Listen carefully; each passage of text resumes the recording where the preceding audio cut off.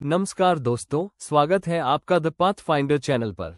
आज हम निकल पड़े हैं एक छोटे मगर यादगार रेल सफर पर, फतेहपुर स्टेशन से कानपुर सेंट्रल तक। आइए चलते हैं साथ में इस यात्रा पर और देखते हैं रास्ते के नज़ारे। दोस्तों, हमारी यात्रा शुरू हो रही है फतेहपुर जंक्शन से। यहाँ की प्लेटफॉर्म लाइफ बड़ी ही जीवंत है। चाय की खुशबू, यात्रियों की चहल पहल और ट्रेनों की गूंज हर किसी को सफर का एहसास दिलाती है।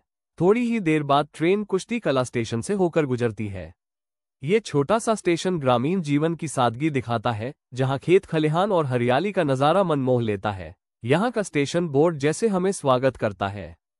ट्रेन की धीमी रफ्तार और हलचल आपको छोटे शहरों की मिठास का एहसास दिलाती है।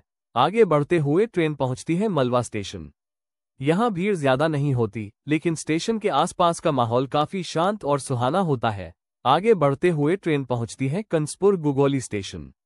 यहाँ भीड़ ज्यादा नहीं होती, हरियाली और ताजगी से मनमोहित हो जाता है। स्टेशन के आसपास का माहौल काफी शांत और सुहाना होता है। छोटे छोटे प्लेटफॉर्म और गांव के लोग रेलगाड़ी का बेसब्री से इंतजार करते नजर आते हैं। इसके बाद ट्रेन गुजरती है बिंदकी रोड स्टेशन से। ये छोटा सा स्टेशन है, लेकिन यहाँ अक्सर लोग उत्सुकता से ट्रेनों को देखते खड़े मिलते हैं।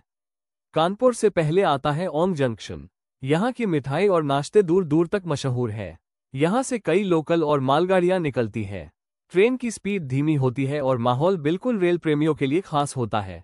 रेलवे दुर्घटना का इतिहास भी इस जगह को याद दिलाता है कि रेल यात्रा कितनी भावुक और संवेदनशील होती है। अब हमारी ट्रेन रुकती है करबिगवा स्टेशन पर।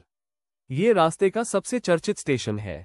प्लेटफॉर्म पर दुकानदारों की आवाजें, चाय की खुशबू और यात्रियों की चहल पहल सब कुछ जीवन से भरा हुआ लगता है।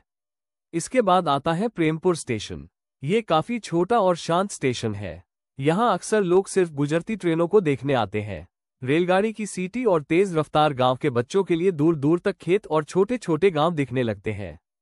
प्रेमपुर से आगे बढ़ते हुए ट्रेन पहुंचती है सरसौल स्टेशन पर। यह स्टेशन कानपुर जिले के पास एक अहम ठिकाना है। स्टेशन के चारों ओर फैली हरियाली, गांव के घर और रेलवे क्रॉसिंग का नज़ारा यहाँ को और खास बनाता है। सरसौल पर अक्सर लोकल ट्रेनें और पैसेंजर गाड़ियां ठहरती है और यहाँ का प्लेटफॉर्म हमेशा यात्रियों से गुलजार रहता है। यहाँ पहुंचकर ऐसा लगता है कि अब हम कानपुर शहर के नज़दीक आ चुके हैं। दोस्तों, सरसौल रौनक के बाद हमारी ट्रेन धीरे धीरे पहुंचती है रूमा स्टेशन पर। ये स्टेशन भले ही छोटा हो, लेकिन यहाँ का माहौल काफी खास है। स्टेशन के दोनों ओर दूर दूर तक फैले खेत, सरसों और गेहूं की हरियाली और बीच बीच में छोटे गांव दिखाई देते हैं। रूमा स्टेशन पर अक्सर लोकल ट्रेनें और पैसेंजर गाड़ियां रुकती हैं। प्लेटफॉर्म पर चाय और नमकीन बेचने वाले छोटे ठेले मिल जाते हैं और गांव के लोग यहां से कानपुर या आसपास के कस्बों तक सफर करने आते हैं। इस स्टेशन की सबसे खूबसूरत बात यह है कि जैसे ही ट्रेन यहां रुकती है, गांव के बच्चे उत्सुकता से पटरियों के पास खड़े होकर ट्रेन को निहारते हैं। उनकी आंखों की चमक रेलगाड़ी देखने की खुशी बयान करती है। रूमा को पार करने के बाद हमारी ट्रेन जैसे ही कानपुर की ओर बढ़ती है, अगला स्टेशन आता है चकेरी। ये स्टेशन कानपुर शहर के बाहरी हिस्से में स्थित है और यहाँ अक्सर लोकल व पैसेंजर गाड़ियां ठहरती हैं।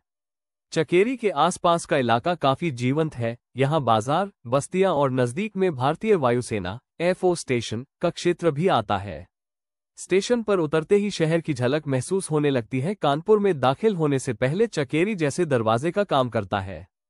ट्रेन यहाँ कुछ पल रुककर फिर अपनी रफ्तार से सीधे कानपुर सेंट्रल की ओर निकल पड़ती है। दोस्तों, कानपुर सेंट्रल से ठीक पहले ट्रेन गुजरती है चंदारी स्टेशन से। ये स्टेशन भले ही छोटा है, लेकिन यहाँ रोजाना हजारों यात्री चढ़ते उतरते हैं। स्टेशन के आसपास का इलाका पूरी तरह शहरी है। सड़कों पर तेज रफ्तार ट्रैफिक, बाजारों की हलचल और शहर की भागदौड़ साफ झलकती है। यहाँ से कुछ ही मिनटों बाद ट्रेन अपनी अंतिम मंजिल कानपुर सेंट्रल पर पहुंच जाती है। और दोस्तों, आखिरकार हमारी यात्रा हमें लेकर आ चुकी है कानपुर सेंट्रल पर, जो उत्तर भारत का एक ऐतिहासिक और बेहद व्यस्त रेलवे स्टेशन है। कानपुर सेंट्रल का उद्घाटन ब्रिटिश काल में हुआ था और आज ये स्टेशन भारतीय रेलवे के टॉप 5 व्यस्ततम स्टेशनों में गिना जाता है।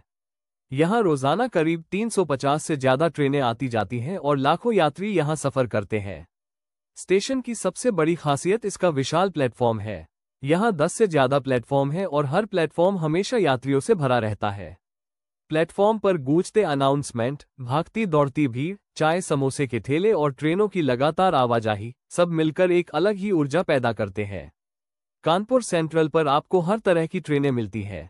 लोकल पैसेंजर, सुपरफास्ट, शताब्दी, राजधानी और एक्सप्रेस गाड़ियां, यानी उत्तर भारत से लेकर पूर्वी, पश्चिमी और दक्षिण भारत तक हर दिशा की रेलगाड़ियां यहां से होकर गुजरती है।